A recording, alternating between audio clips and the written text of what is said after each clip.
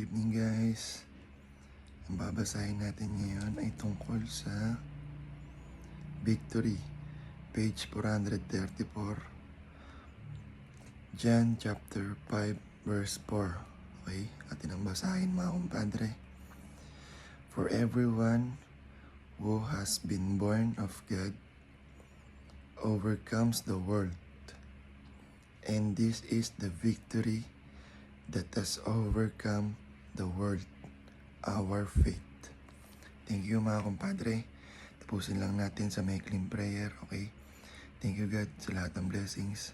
Huwag niyo po kayong pamabayaan at ang aming pamilya.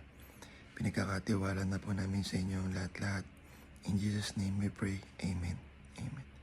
Thank you mga kumpadre. Nasa muli. Look, if you had one shot